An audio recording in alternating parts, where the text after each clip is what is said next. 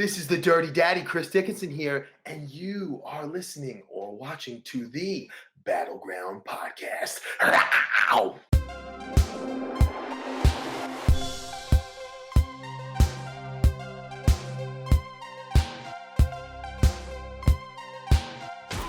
What's up, you guys? Welcome back to another episode of the Battleground Podcast. I am your host, Eli. Let me go ahead, why am I the host, Eli? I am your host, Battle. Hello. Let me bring in my tag team partner. This is how this show starts, especially when we don't have Brian here to help us produce these things. You just give me the controls, and then it's going to be one shit show. Going down the pop culture rabbit hole with our guest here. We did go. So let's go ahead and bring our guest in. Let's bring him in. Chris Dickinson, everybody give it up for Chris. Welcome to the show, man. What's up? Such an honor to have you on the show. And we're looking forward to this episode because there's a lot of stuff that we kind of talked about before about all the pop culture moments. So we'll kind of weave those throughout the thing because that's Eli's realm of this kind of stuff. But let's just kind of dive right into it. What's it been like to return to ROH after debuting there in 2015, and how are things different for you as a performer 6 years later? Well, I guess what you really say, I guess technically it's a return, but I wasn't really there very long, so it was pretty. Let's put it this way: with Ring of Honor, my comeback to Ring of Honor and the way it is now is certainly a bit of a pat on the back of for me, and it's just been a great experience, and I've really been happy with the way it's all been working out, and I'm happy to be a part of Ring of Honor, honestly, especially now at catching it kind of at the tail end of this whole stupid pandemic and all this madness and craziness, and be now transitioning back over to live format and getting back into live shows and stuff like that. I'm really happy to be a part of that because it's also new. Coming out of this, nobody had any clue of what it was going to be like. So for anyone to be a part of any sort of a real top-notch production like Ring of Honor, going forward back into this the normalcy, it's special. Right, and I think the last live show that we saw was Ring of Honor at Municipal Auditorium, and that was right before St. Louis. Yeah, that was February of 2020. Is that where you guys are from, St. Louis? We're from Nashville. Nashville, yeah. It was the night that Nick Aldis attacked PCO, and then the next night PCO dropped the belt. So it was some strong storylines. Was our final live show we got to see. So cool. Yeah, it's a little bummer, but we're looking forward to things getting back to some normalcy, though. Yeah. So how do you think how different of a performer are you from 6 years ago? Where have you grown? Is it night and day difference, or? It's night and day. I actually, I moved not too long ago, a couple months ago. So I was collecting things that had been left around, whatever was left at like my mom's house, or things that I had in boxes that never got taken out from when I moved one of the last times. So found the old the DVD from that show where I wrestled on it for Ring of Honor, and I watched it not too long ago, and it's for anytime I watch anything from say 2015, I mean, it is a tremendous amount of time, and in the last year, I'd say even more than ever, I've kind of I guess changed a lot in my wrestling style, and just still learning, still trying to find ways to improve and build upon, the idea of becoming the perfect wrestler, or always trying to become the wrestler that I envisioned myself being when I was, in high school, kind of. But now it's that constantly changes because I'm always becoming a fan of something different, maybe that I hadn't seen before, or hadn't followed closely, or knew what it was, but wasn't really captured by it yet. So I'm always kind of trying to change it up a little bit, but still, you end up like a band, right? You got to play some of the songs off of the most popular albums, or the great hits, or whatever it is. So you try to find a balance, But as far as from 2015 till now, I'd say I've changed tremendously. Nice. Speaking specifically about Ring of Honor, how did your involvement with Violence Unlimited come to be? And how crazy is it to be in a faction with Deppen, King, and Homicide? Well, first of all, I give that 100% credit to Brody. Brody has been instrumental in putting all of that together. As far as, Homicide being a part of it, and Tony, I mean, these are guys that I have a history with outside of Ring of Honor, obviously. Homicide, I mean, my history with him goes back to when I was a 15-year-old kid, first breaking into pro wrestling at all. So, I mean, these are people that I've known for a long time. Some guys that I really trust and guys that I know have my back. So, yeah, to hear like, whoa, this is what we got going on, and this is what we're going to be rolling with. It's like, okay, that now it's like anything else. You want to go to work or you want to be a part of something that you actually would enjoy watching or enjoy, being a part of even more. So it's to know that I'm a part of something like that. Yeah, it means a lot. I mean, it's really cool. And I couldn't ask to be in a group with a better group of guys. I mean, outside of the locker room and outside of pro wrestling, I mean, I'm just, not trying to divulge too much information on anybody's personal life, but it's a group of some stand-up guys there. So. Yeah, and when we saw that group debut, I was texting Eli and I was like, holy shit, like this is happening right now. This is happening. I know, and it's like that. It's pretty cool. And I'm not a big person of the office, but it's like this is happening. And I sent the gif of Michael Scott running around when it happened. And so I was like, man, this is going to be some brutal stuff. We're about to see a Ring of Honor champion in this group. We're about to see a tag team champions. We're about to be seeing 6-man tag. I mean, we're going to see you guys have all the gold, right? I mean, that's the way I want to, kick down the door of a major company for sure. As opposed to like we're going back to 2015, now I'm at that point where, I'll step into a Ring of Honor and, everybody's on notice because, there's a new sheriff in town. His name's Jack Martin. Oh, man. The Pork Chop Express comes rolling through and, you better be David Lopan or you ain't going to be getting out of the way. You know what I'm talking about? Man, I started it the other day. I watch it all the time. I watch it like every constantly. I have the VHS. I've got some of the figures. Are you looking for some to just pull up on the screen real quick, Eli? Is that what you're doing? Well, so this room is technically my guitar room, and I'm counting. There's like 1, 2, 3, 4, 5, 6, 7, 8. There's about 20 guitars in this room. There's a Telecaster right there. I only got a guitar and a bass up in here. So. Nice. I'm a drummer, really, though. I feel as if we're about to get a band after this podcast is over. I think Eli and Chris are going to start up their own 2-man band, and they're going to open up for Ring of Honor shows. I need people to jam with, man. Yeah, I got some tasty licks. I want to start a band that covers Japanese wrestling theme songs. First of all, that goes to show you how fucking huge of a nerd I am. All right. I'd be okay with all of them. Like throw in something like that, and then play like. Good luck finding people to play that with unless you pay them, right? Yeah. Get the super nerds to come out. Because I'm going to need a really good guitar player.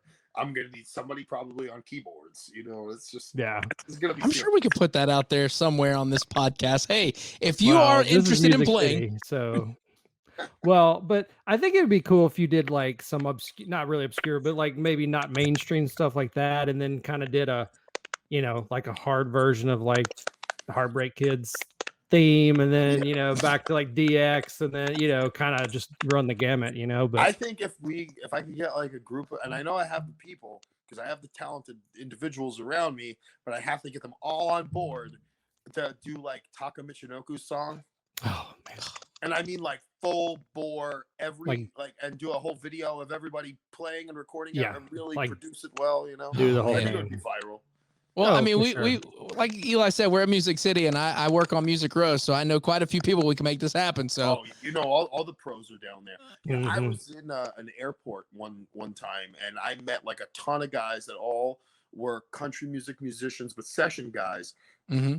And they were all just in the airport because they were coming from some festival, and they were all telling me like, I don't even like country music, but we all have to play and be in Nashville because it's like that's where all the session guys go to make money, I guess. Oh, totally, yeah. And they may have it could be like like Alter Bridge will come record here, and then it'll be whoever, Luke Bryan. I mean, they just never know who the call is going to be. I guess kind of like you guys, I guess you never know what kind of promoter is going to reach out to you and what kind of show you're going to get, You know, recently you had a very big battle with O'Shea Edwards, and it was pretty brutal.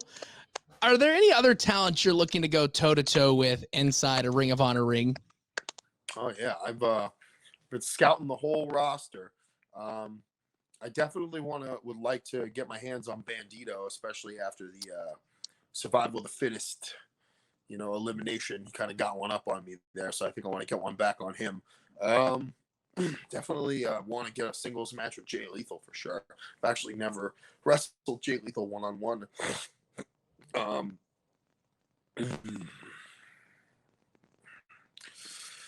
like a guy by the name of, he calls by the name Dutch now, but big nasty Bill Carr, aka Super Leather, aka aka Giant Leather, aka Detective Bill Carr, aka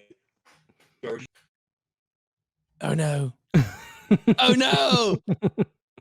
That was a pretty good explanation he had going on. I didn't know what was happening. I was like, please don't drop. Please don't drop. Please don't drop. Now we just hop back on. Oh. There we go. I don't know why it did that. It like refreshed itself or technology. It happens. So we got you said Dutch, Jay Lethal. So supposed to have this big singles match with Mike Bennett for the title for the United Wrestling Network that never happened. We were supposed to actually do it in Egypt. I remember that, I believe. Yeah, it was supposed to happen in Egypt, but it never happened. So that's a match I'm kind of looking forward to. I haven't done anything across the ring for Mike Bennett in a very, very long time, probably since about maybe 2014 or 15 or something like that. There's a lot of good guys at Ring of Honor, a lot of good workers, a lot of good athletes, a lot of really like in shape dudes. I like the Ring of Honor locker room. It's a good mix of from top to bottom of different styles, different aesthetics. Was there going back to that Egypt match? Because I remember this was kind of right after NWA came over and did their stuff with them, right? Yeah. And was there any I guess just rescheduling, or was it kind of COVID that stopped the Egypt match, or I'm assuming traveling restrictions? Honestly, I have no clue what the real hang up ended up being with Egypt.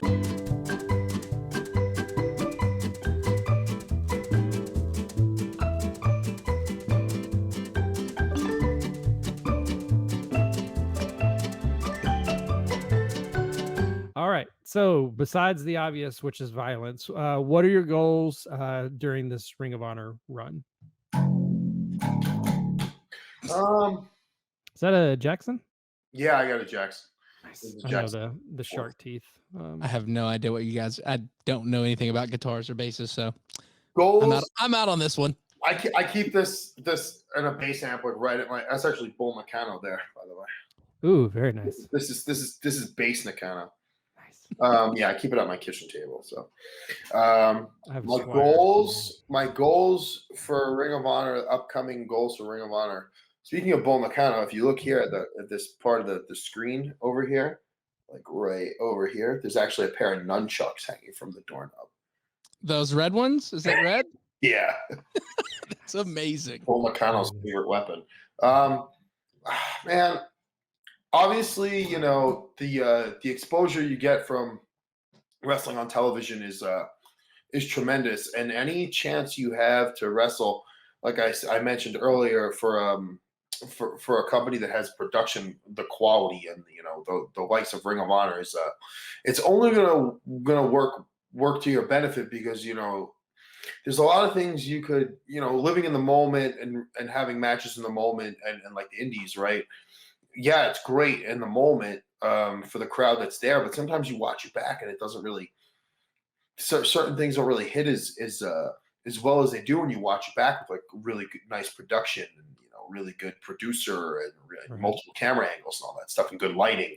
So I think that's like the most important part of working for a company like Ring of Honor is, especially someone like me who I really care about, the pro wrestling more than anything, is is how how I'm presented to the people watching it. It's a different level compared to some of the stuff that you do on the indies. So just basically being produced in such awesome quality is to continue to have that is definitely something I'm very grateful for. And as far as like goals are concerned, just winning championships, just consistently putting in the best effort to make people realize and understand that I'm the best at what I do, and try to have the best match on every show that I'm on. That's pretty much how it works. I try to bring a legitimate level of competition to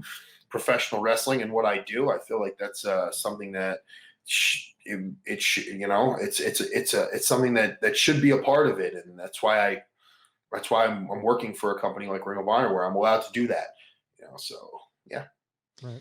You talk about matches and you talk about violence, and one thing that happened last year, you made headlines and you had a match with Jon Moxley at Josh Barnett's Bloodsport 3. How was your mindset heading into that match, and would you like to face him in a different type of match? And if so, what kind of match would it be? So yeah, absolutely. I mean, I was really pumped and prepared for that match going into it. A little bit of a different style than what most people are used to. No ropes, submission and knockout rules only. So yeah, I was definitely really prepared in my mind and physically. I trained pretty hard for that match going into it. And if I could wrestle Moxley again in a singles match, I would probably do it in New Japan for sure. Under New Japan's rules. I think that would be pretty awesome. But I just teamed with Moxley. We wrestled Yuji Nagata and Ren Narita, so that was pretty cool. So we've kind of like been crossing paths in these different ways. So I definitely would look. I'm looking forward to another singles match with Mox under, I guess you could say, standard professional wrestling rules with a 3 count. Would you want to try to go after that United States title that he's got? No, absolutely, 100%. I mean, that's what it's all about, right? For sure. And here's a little fun stat that people have seen on this show. We've had everybody that's been on the show has gone on to win gold, some form of another. We had Lance Archer on, boom, he went and won the United States title. We had Juice Robinson and Finn on. They already had the title, so it didn't count that they lost them to God a couple days later in Atlanta. That doesn't count. PCO's came on and he's won the ROH title. Let's see. Lethal came on, he won. Rhett Titus came on, he won. So, nice. I mean, I guess my luck's looking pretty good right now. You're in good hands with us on the show for sure. Cool. I like the way that sounds. Well, that last question was a very good kind of segue into this one. This is almost kind of one of those like, if you removed one of these, you wouldn't be the same person kind of a deal. Are you more of a fan, would you say, of New Japan's strong style or All Japan's more of like the King's Road style of wrestling? That's a good question. So you have to understand, if you really look into the history of these companies and like how those things kind of came to be, it goes further back than you really think. Oh yeah, at least the 70s. Yeah, especially with New Japan. New Japan's style, the strong style, the strong style is one of the most misconstrued, misunderstood things in all of professional wrestling. Everybody thinks they know what it means. But I mean, the New Japan style realistically goes back to the original dojo and Carl Gotch and catch wrestling in 1972, and a lot of history there, and all those guys who were trained under Gotch and who ended up becoming like his disciples and Inoki's disciples, who ended up to go on to train, the guys that came after them and so on and so forth. So the origins of like that style, I guess, which became, strong style, like technically the New Japan style. And New Japan, I guess, really, a lot of those guys kind of went on and formed their own styles too, and that were still trained in the same way. Like look at someone like Satoru Sayama, the original Tiger Mask. He was a pioneer of junior heavyweight wrestling, Look at Jushin Liger. Same thing. These guys were technically trained as shooters and they were both pretty badass shooters from what you hear and what you know. Mm-hmm. And they went on to revolutionize a completely different style of pro wrestling, all while working for New Japan Pro Wrestling. And Right. so Sayama went on to UWF and all that stuff. But All Japan Pro Wrestling and King's Road and all that stuff, I guess, is something that kind of more so came along at the end of the 80s, going into the early 90s, and became like their big match heavyweight style. And I mean, you can't really have one without the other. You can't have me without both, right? It's because they're so largely influential to me at different periods of time in my life.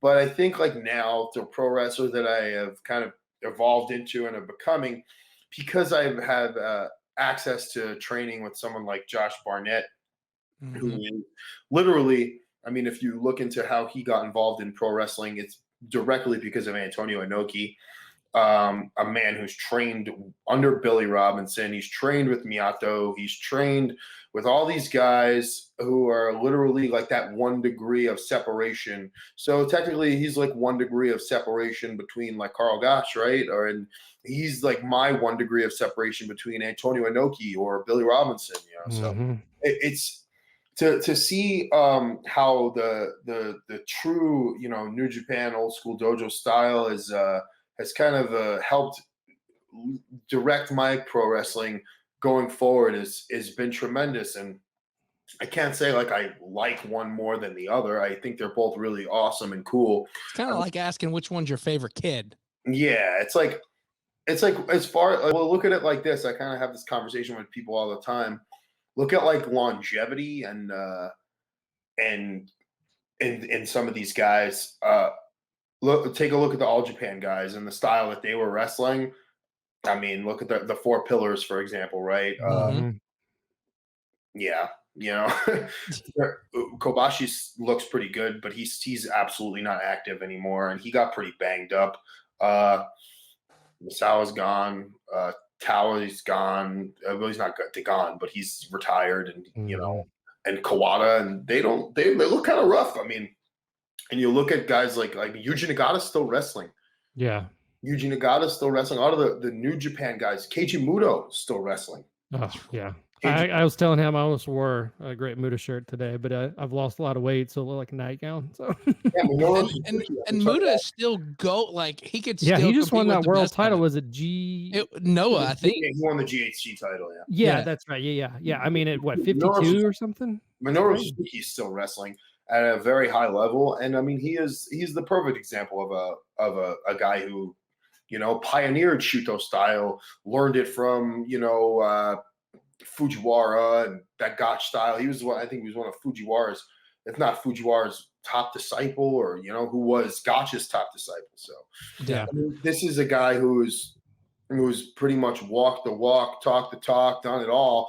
Basically pioneered mixed martial arts. I mean, him and Funaki started Pancrase, which helped everything kind of evolve, and all those guys had a hand in it. Looking back on it, I mean, I would say the longevity factor of some of those guys is a lot better than a lot higher than some of the more Kings Road style guys who are taking crazy head drops left and right.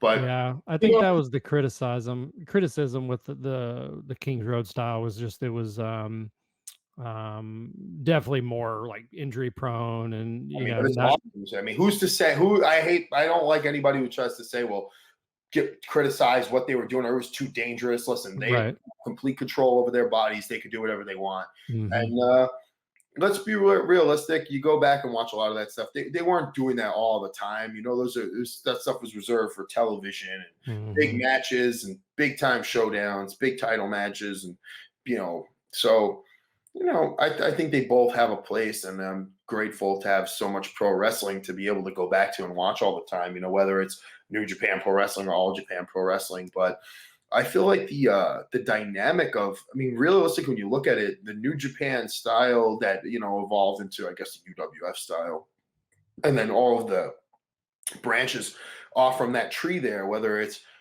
Rings or Pancrase or UWFI, and then it all basically became mixed martial arts, and it all started really in the New Japan Pro Wrestling Dojo. It's Antonio Inoki is truly like the godfather of mixed martial arts. Yeah, that makes a lot of sense. Yes. So kind of piggybacking off of that, our friends at Turnbuckle Tavern Podcast submitted a question. They wanted to know, what tests your intensity more as a performer, Bloodsport or New Japan? Well, it is an interesting dynamic, Bloodsport, especially before I started, really taking the necessary steps to understand the style more.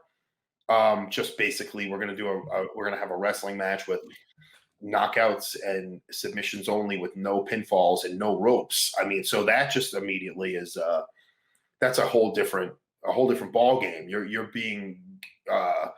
being challenged with a whole different blueprint. You know, the way you're thinking about a match, thinking about how it's going to go, preparing for an opponent, the match structure and all that stuff. It's completely different. So it's totally different set of nerves. And New Japan Pro Wrestling to me is just like, anytime you have an opportunity to step onto that canvas, it's probably the best opportunity you're going to get, in the world to, be able to show people, hey, I'm this is what I do. I'm a pro wrestler. You're in the best place to showcase your abilities, where, the right people are going to take notice and understand, like, yeah, this is the deal. This guy's serious. So I really, like I said, I've said it in other interviews. It doesn't matter if there's any fans. Doesn't matter if there was 60,000 fans. Like, anytime you get a chance to step on that blue canvas, it's pretty serious. So you better get yourself in check and mentally just prepare yourself to know that there's going to be some really important people that I look up to that could see this and are going to be watching this. And I'm not trying to disappoint anyone, or I'm trying to impress everybody that sees it. So it's a lot of pressure on yourself to make sure you deliver. Yeah. So you've got an interesting kind of standing within wrestling, because I mean, you can go to the big guys like Ring of Honor and New Japan. You can go to the kind of the, I don't know, big indies like GCW, but then you can also, I mean, you're kind of going all over. Who are some of the next big breakout stars in your eyes on the independent scene right now? On the indies for sure. I think Wheeler Yuta. He does NJPW strong now. He's been on for a little bit. I think he's definitely one of the first names that comes to mind as far as like somebody that's really started to take his conditioning and his aesthetic very seriously, and he's just a really good all around wrestler, and he's constantly trying to develop his abilities. That's somebody that I really impresses me, and I know him personally. He's a pretty good dude. There's a lot of good guys out there. There's an 18-year-old kid I wrestled not too long ago. I think eventually he's going to be a stud. He's a junior weight. He's a little bit on the smaller side. He's so young. He's still got a lot of growing up to do. His name is Starboy Charlie. I think he's awesome. I definitely think I saw a flyer with him not too long ago. Where was that? Does he wear a mask? No. Okay, that's the wrong guy. He's literally looks like a kid. Okay. I was gonna say there was a guy with a mask on. I thought that was his name, but he didn't look 18. So yeah, no, he's pretty cool. I've got some high hopes for him, honestly. I think he's gonna end up being pretty good. There's a lot of good guys out there. It's indie wrestling. It's just indie wrestling. It's kind of a weird place right now. It's interesting to see, like, there's good, like when we're talking about who's going to be the next breakout like star.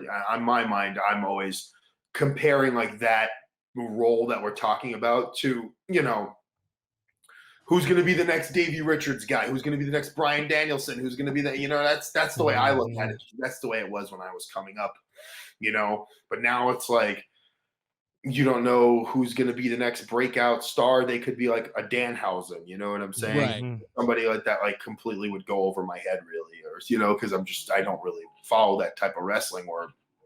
But it's like, that's everything. Every type of wrestling is pro wrestling right now. There isn't like certain styles or everything's just kind of like melded together in this one pot now. So you really have no clue who's going to be like the next breakout star sometimes, or what's going to be over this few months here. That, is it going to be like a micro content wrestler? Is more in ring thing kind of going to be, you know what I'm saying? I think I think it's just there's so much going on that it's hard to really put your finger on it sometimes. But right. Yeah, there's a I'd say honestly, in my opinion, there's a lot of guys who do strong, who are on the NJPW strong tapings, who particularly maybe aren't as over on the indies as some of these other talents that are like unbelievably good in the ring, way more fundamentally sound, way more like, put together as far as like actual in-ring stuff. And maybe like they're from a different part of the country where the scene isn't really popping off. They haven't had an opportunity to really get out of that area and get over in like the Northeast or work for like a GCW or something. You know what I mean? Which would get them more exposure.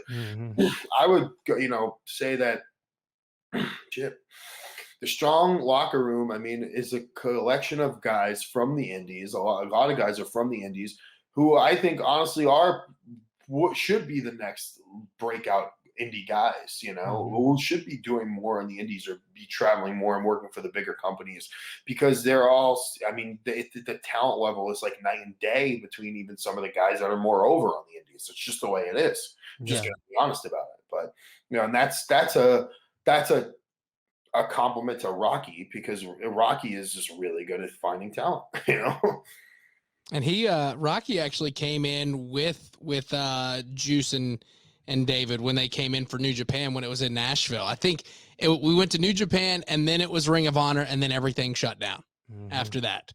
And it was great because it was like, I don't think that they did much advertising for New Japan, but it still packed out the entire venue that we were at. Yeah, and it was like on a Sunday at like 2 p.m. or something, but it was, I mean, I think they sold it out. Perfect time to go to a show.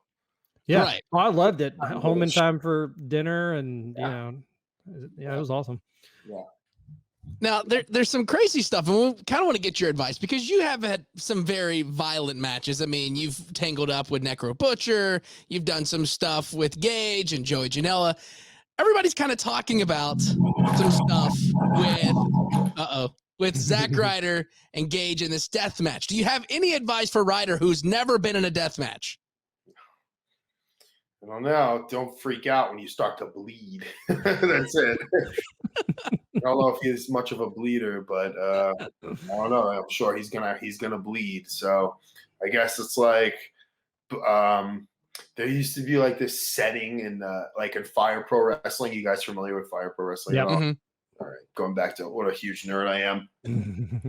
You could and I think you could do it in No Mercy and the N64 games, or like if you get busted open, it'll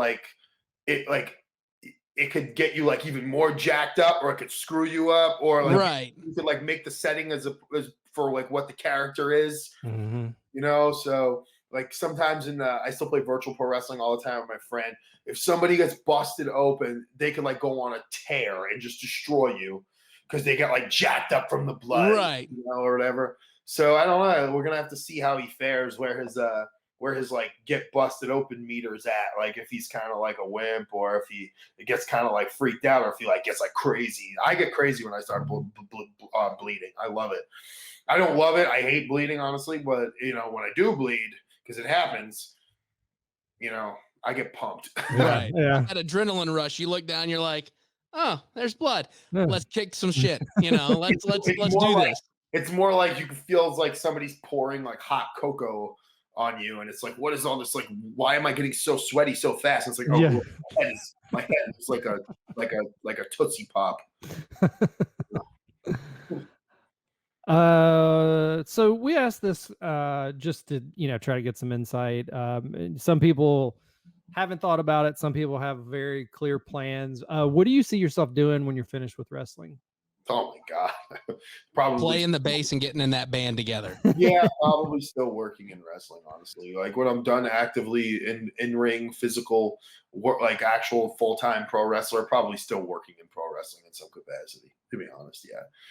I had a whole life backup plan that I harped on for years, and then eventually it was coming into fruition. I was really close to kind of getting almost out of pro wrestling in a full-time, I guess, way, and just didn't really work out the way I wanted it to. And it was kind of like a blessing in disguise, because then I ended up going on to do a lot of cool things that I probably absolutely wouldn't have done if it was the case, or ended up, pursuing this other career. But technically I was going to become a fireman. And Nice. yeah, so it was just, I was kind of like happy it all didn't really work out the way it did, but I did go back. I was in school for like 2 years. I took like courses in EMT and medic stuff. And I was just really buckled down to dedicating myself to getting a job in the city where I was living in Massachusetts at the time. And went through everything, physicals, certifications, like I said, I was in school. I went back. That was wrestling allotted me a lot of time and an opportunity to be able to do things like go back to college, because I had for a lot of free time and things like that. So I'm very grateful for that. But ultimately, in the end, I mean, being a pro wrestler, and pro wrestling was all I ever really wanted to do. And that's, I had to eventually, I think, make up my my heart and my mind together over that fact that was it, and that was the way it was going to be. And finally realized like this was it, even though forever I always was. But I was always one of those people that, because because my background, the way I was raised, I just come from this idea that I have to have this backup plan. I have to, and I think I just love pro wrestling so much, and you have to just kind of expect that, things may not turn out exactly the way like you envision, or things could get a little crazy sometimes, or you're not going to have exactly the most normal life. You know what I mean? But Right. Everything comes with the territory, and pro wrestling is my first love. So I'm totally fine with it now. And I think when I made that decision, I made my bed with it, I guess, is really when things started kind of just ironically all falling into place in strange ways. So, I kind of tell people all the time, everybody's different. Everybody has their own ideas, their path, their goal, and everything. But that was me, So like I said, I love pro wrestling so much. I can't see myself not being involved in it even after I was done in like a full-time performer, situation, I guess. Yeah. Do you think, what do you think, like producer or trainer or anything? You're Yeah. open to I it? mean, I could see myself getting involved in the training side of things, and behind the camera, absolutely, for sure. I feel like my mind is I just eat, sleep, and breathe it so much that it's like almost sick. And I think for a normal person, it's like sickening. Even other people in the business, I'm like, they'll tell me, they're like, you're just sickeningly obsessed with this stuff, and it's like, it never gets old to me. So I don't know. The Dirty Daddy Dirt Dojo coming soon. Yeah. There it is.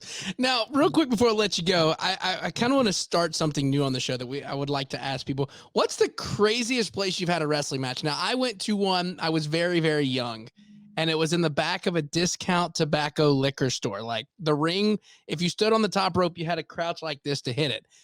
Something went wrong that night. And I think everything broke kayfabe. Dude got a cinder block smashed between his legs. A fan tried to attack a valet with a chair, and two dudes were legitimately fist fighting in the ring. So what's the craziest thing that you have seen or been at? I'd like to see that part.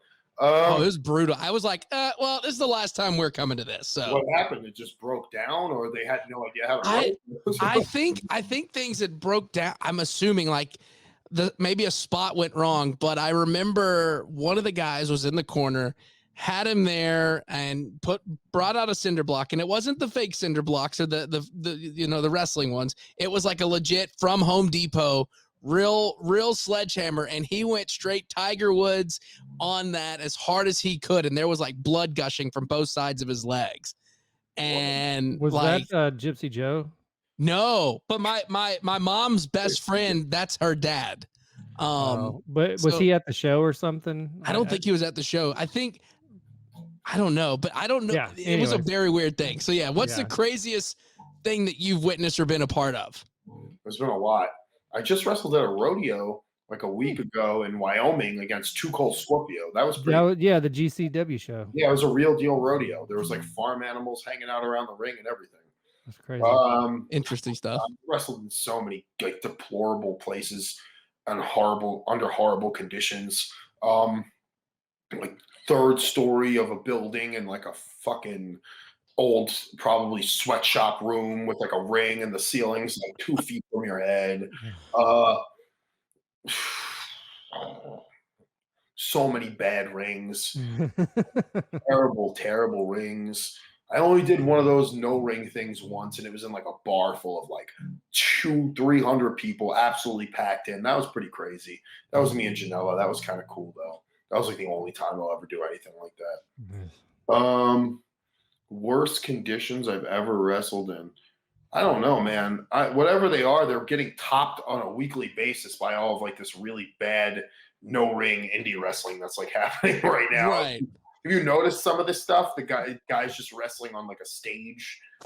Yeah, there was. I think it's- didn't Vice do a documentary on that? I think what was it, Casanova Valentine? They did a thing on him about it. Yeah, all these guys, man, they're like just think killing so. each other, just rolling around in like mom's old garbage from the shed. Yeah, it's No. like, you kind of saw the backyard wrestling thing hit, 20 years ago, and now it seems like the no ring wrestling's kind of like the new kind of buzzy thing, but it's, I don't know. I mean, then anybody could just run a wrestling show then, huh? I guess so. I guess Yeah. I could just go run a wrestling show in my driveway right now and just invite. Hey, well, if you need commentators, me and Eli can knock it out for you. Yeah, that's a problem. It's not something I mean, it's pretty honestly terrible. I think the way it's going in a direction that's just like, like that's the Zona 20. I hate to sound like kind of lame, or that's the Mexican company that wrestles in the junkyard. Now, Yeah. Somebody else mentioned that to me. Yeah, I haven't checked it out, but I heard it and I thought I heard it wrong. But it's one thing to see a 10-second clip of something, okay, and be like, whoa, that looks cool. Go and watch an entire match from like one of these shows. It's like it's What's happening? It's so bad.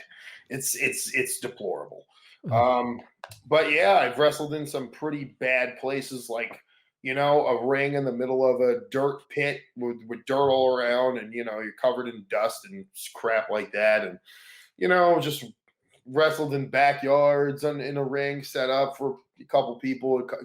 I've been doing it for a while, so it's, you see some really interesting things. I wrestled in the backyard. This was really cool though. In the backyard of a Mexican restaurant in Toronto one time, and it was like a lucha show, and it was pretty packed.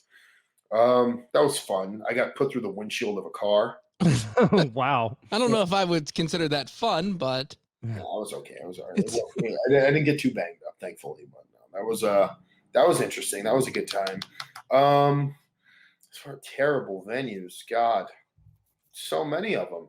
I've wrestled in like a bomb shelter once across the street from the ECW arena. It was like where I guess ECW trained at the time, and I did like a studio taping for Beyond Wrestling in there, and it literally looked like a bomb shack or something. interesting.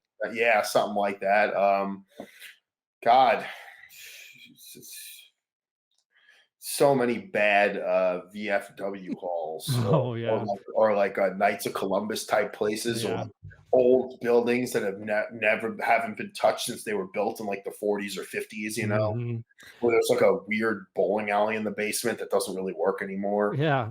I bet at this point in your career, you probably remember like the bad rings more than like the location, like, damn, that thing, like I bet you that sticks out more than it's just because of like my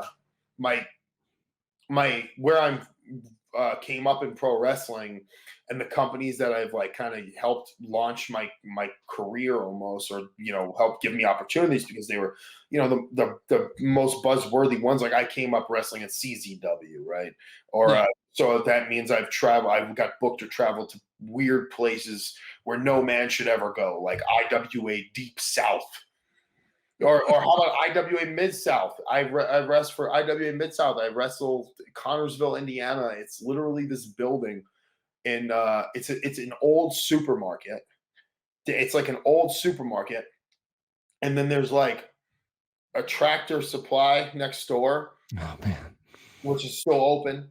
And in the supermarket, there's like the ring is in the section where I guess the deli would have been, because you could see like the facade over the awning over like where the deli would be. And it says like fresh meats, but it's just like a shadow of fresh meats. You know I what want I to mean? say, Yeah. did they do a show last year? Because I remember They watching. do shows in this building all the time. Okay, because I remember there was a show that I watched on Fight that it looked like it was in a grocery store. That's right. I remember you telling me about that. And it was all just probably death matches the entire night. Oh yeah, so that's it. That's the Okay. best. Yeah, it's the best because you by the time my match comes along, you know, you're probably wrestling in shards of broken glass, which is not like anything out of the ordinary for, like I'm saying, working for companies all of these years like a CCW or a GCW. You just get used to that sometimes it's going to kind of be a thing. They try to put you in the match maybe where it's not going to be a problem, but or not. GCW not so much anymore. GCW has become more of an overall, you know, product. But you know, you go to those places like Connorsville, Indiana, or man, I wrestled at this place. They all run out there. It's in like Kentucky or Indiana. It's called the Arena, and like I think Madman Pondo lives in the arena. Wow. That's crazy. Yeah. Okay. I don't want to quote where Madman. I don't want to tell anybody where Madman Pondo lives. I don't know, but he lived or lives or the arena belongs to like Too Tough Tony. Any of these names ring a bell? Yeah. I mean, some of them do. It's like this dark, dingy building, and there's these giant paintings on the wall of like Santo and like Mathematico and like maybe like Rey Mysterio, like their heads and with the mask. And they're like, there's a couple of these big paintings. The building will never draw more than like 25 people. There's like a claw machine that, like, you know, that has like the 25-cent teddy bears in it. The dollar in to try to get something out. Maybe there's like an old Cruise in USA. Oh yeah. Great game. And these are places I've wrestled in the last few years. Yeah. And hey, I remember one time the promoter for one of these companies, he brought me out there. They took good care of me. I did like a seminar. They paid me well. And the guy couldn't have drew more than 30 fans in this building. And I said, well, why didn't you guys draw more? He's like, well, somebody runs a wrestling show here like every day. There's like a every day. I took the promoter out for dinner. Yeah, no joke. Jeez, Oh, man. So yeah, I guess you'd say what's the weirdest players? It's constant. It never ends. Yeah. It never ends. Yeah, there's a lot of cool ones though too. Like I wrestled for this company Hood Slam one time. It was incredible. It was like 700-800 people packed in this venue in Oakland, where you go see a band like Slayer, you know, or a band like a Testament, or a bigger type of band that's going to draw like 1,000, you know, have a crazy pit and stuff.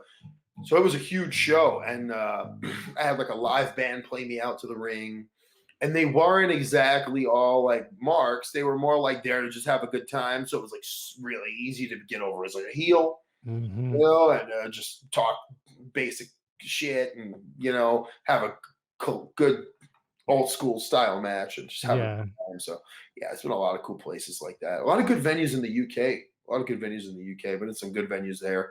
Not really too weird or crappy, but some good ones, man. I remember I wrestled in this one theater.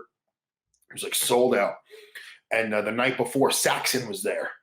Oh wow. Yeah, Saxon was there. I thought that was pretty cool. So yeah, there's a lot of cool things like that. But yeah, I try to stay away from the real crappy ones these days. They're pretty obvious. You know? Yeah, we like our position just kind of looking in. We don't really want to. Yeah. Like I think if I ran the ropes, I'd probably like snap my neck or something. Oh, you'd be fine. Well, we've been an honor having you on the show, so we'll kind of close this out so you can get back to doing what you're doing, playing some video games and whatnot. Where can people keep up with you online? Sure, you can find me on Twitter. It's at Dirty Dickinson, and on Instagram, it's at Born Dirty, Die Dirty. And there you go. Yep. Well, Chris, it's an honor to have you on the show. Definitely have to get you back on here. And once touring starts going and you roll through Nashville and you have those pretty titles around your waists, we'll definitely have to get the whole crew in. Now I did the show. That means something good's going to happen soon. So make sure y'all are watching New Japan Pro Wrestling and Ring of Honor. Make sure you're getting that ROH pay-per-view. It's not too long, not too far away. We're going to be right there in Baltimore. So make sure you're up on that. Make sure you're watching your NJPW every Friday night at 10 p.m. Eastern Time on NJPW World. And yeah, that's cool. And that's it right there. There's nothing else to say. That's the outro of the show right there. Chris, thank you, man, for being on the show today. No problem. Thank you.